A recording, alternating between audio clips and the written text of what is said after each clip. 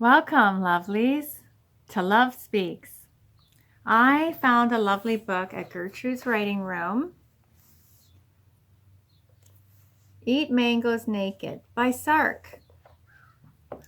So the theme of the stories I will read to you today are about receiving and giving. This story is called Grace. I am sitting at dinner at a restaurant called Chez Paws in Berkeley, California. I notice a tiny girl come in with three women. She is about 4 years old, barefoot, little black bangs, and wearing a flowered, sleeveless summer dress. There was a lovely energy at their table and around her.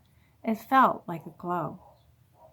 I heard them call her Grace, so I pulled out my purple pen and drew her an angel on the white butcher paper at my table. The angel was holding a sign that said, "Grace is so deeply loved." Then I dated the drawing and delivered it to their table. It was odd because I don't usually date drawings.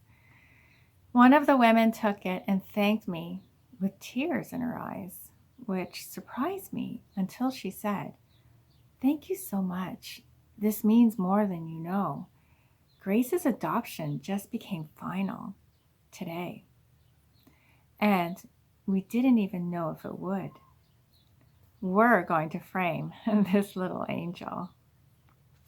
So Sark also, at the bottom of her beautiful story, drew a little angel holding a sign that says, "Pay attention to angels," which includes our own nudges and inspirations to bring joy to others and to ourselves. And the other story, I was on my book tour and in Washington, D.C. to do the radio show NPR. My limousine driver was named Mohammed, and he had heard my interview on the radio and said he'd felt very moved by what I'd said.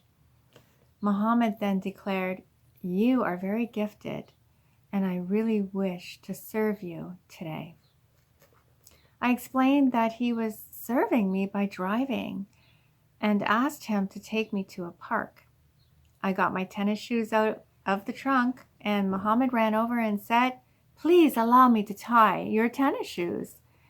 He dropped to his knees before I could even answer, and as he tied my shoes, tears came to my eyes as I remembered that the last person to tie them had been my dad.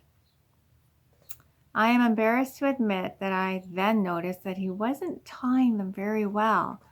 They were loose and the shoelaces were too long. I suddenly realized that I felt extremely uncomfortable at receiving his help and had to find fault with it in some way. So I practiced receiving by going on my walk without adjusting the laces and smiling as they flopped around. I think it's wonderful that she walked around with those floppy shoelaces and accepted the service that another wished to provide for her in the best way he knew how. And I also am working the muscle of receiving, because if giving is so great, then why not let someone give to me? A very valid question, because giving is a wonderful, life-giving act, a generosity, which is good for us to exercise, to share our heart with another, and to get comfortable with serving another. And sometimes when we are serving, we're grumbling about it. You know, why do I have to do this? Why am I the one doing the dishes or cleaning or mopping up? And yet, you know, if we turn it around and just ask ourselves, it doesn't have to be me doing it. I'm choosing to do it. And if I really don't want to do it, I can walk away and ask for assistance, do it later. Perhaps we need some boundaries around that, or perhaps we just need to change our mindset and get into, I get to do this, I get to serve. Do you have any thoughts about receiving and giving? And how are you growing on that road of generosity, relinquishing control, allowing people to give to you? Ciao for now. Mwah.